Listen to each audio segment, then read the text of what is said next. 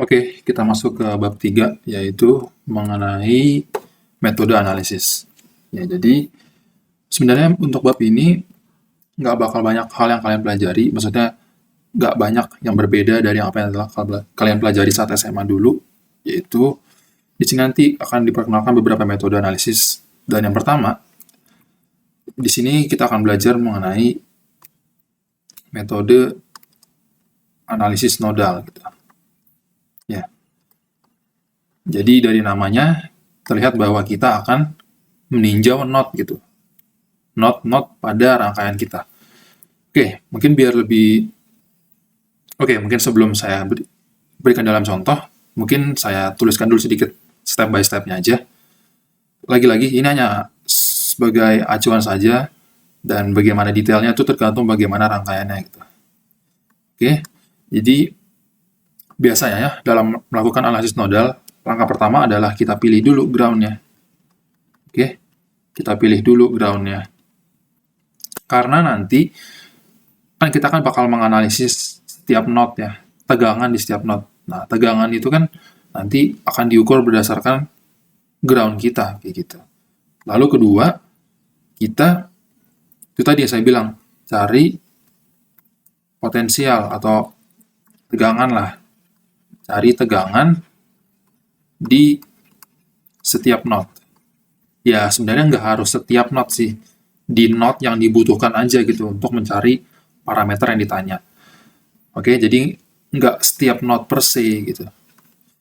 Nah, yang ketiga itu yang merupakan core dari analisis nodal adalah KCL gitu. Jadi ya basically KCL sama nodal tuh sama aja gitu. Core dari analisis nodal adalah KCL kayak gitu. Ya, biar lebih jelas mungkin kita coba dalam contoh ya. Jadi kita punya rangkaian kayak gini, kemudian kita disuruh mencari tegangan di node 1 dan juga di node 2. Nah, pertama-tama kita pilih dulu ground-nya di mana. Dan terserah ground-nya di mana, entah di sini atau di sini gitu. Iya, sebenarnya tadi di soalnya itu ditanyanya kalau misalkan ground-nya di sini sih. Mungkin nanti di video-video selanjutnya saya akan beri contoh yang kita harus menentukan sendiri ground-nya. Untuk di soal ini, memang ground-nya sudah diberikan. Gitu. Kita hanya disuruh mencari tegangan di node 1 dan node 2 terhadap ground ini. Jadi langkah 1 dan langkah 2 ini sudah ada.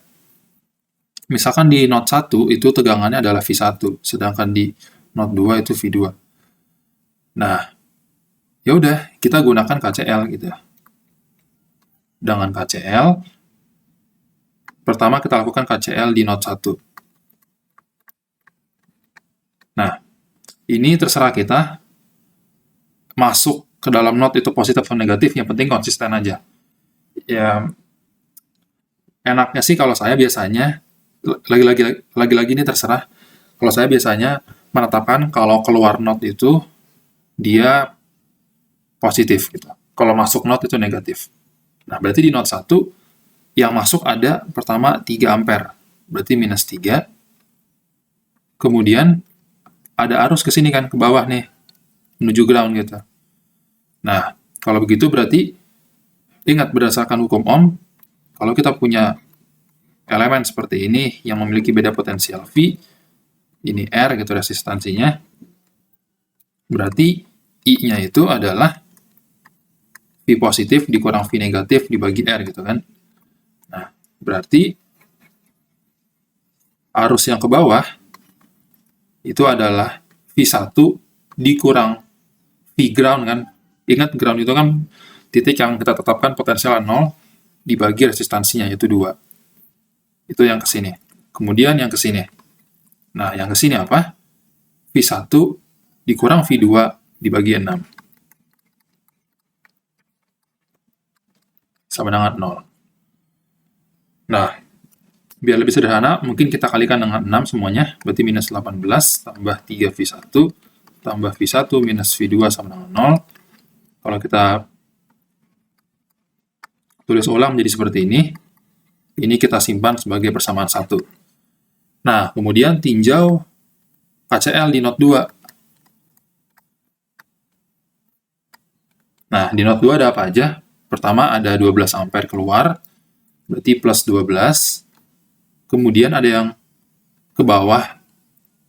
Lagi-lagi ini terserah ya, mau kita nganggap yang ke bawah atau ke atas gitu.